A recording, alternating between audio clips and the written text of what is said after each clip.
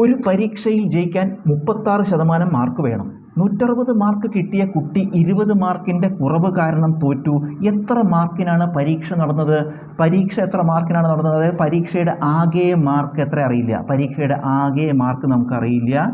അത് പരീക്ഷയുടെ ആകെ മാർക്ക് നമുക്കറിയില്ല. അത് എക്സ് എടുക്കുക. നമുക്ക് പരീക്ഷയുടെ ആകെ മാർക്ക്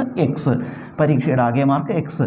അപ്പോൾ ആകെ മാർക്കിൻ്റെ 36% കിട്ടിയാലേ പാസ്സാവുള്ളൂ. ആകെ മാർക്കിൻ്റെ 36% വേണം ജയിക്കാൻ. അപ്പോൾ ആകെ മാർക്ക് ഇൻറ്റു 36/100 കിട്ടിയാൽ ജയിക്കും അല്ലേ? പക്ഷേ 160 മാർക്ക് കിട്ടിയ കുട്ടി 20 മാർക്കിൻ്റെ കുറവ് കാരണം തോറ്റു. 160 മാർക്ക് കിട്ടിയ ഒരു കുട്ടിക്ക് പക്ഷേ 20 മാർക്കും കൂടി ഉണ്ടായിരുന്നെങ്കിൽ ജയിക്കുമായിരുന്നു. അപ്പോൾ 160ഉം 20ഉം ജയിക്കാൻ വേണ്ടത് എത്രയാണ്? 180.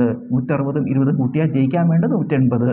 അപ്പോൾ എക്സ് ഇൻറ്റു 36/100 ആകെ മാർക്കിൻ്റെ 36% ജയിക്കാൻ എത്രയാണ്?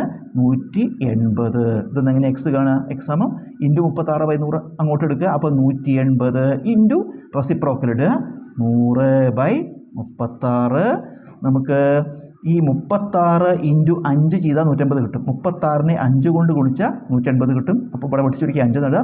5 ഇൻറ്റു 100 500 എക്സ്. അതായത് പരീക്ഷയുടെ ആകെ മാർക്ക് എത്രയാണ്? 500.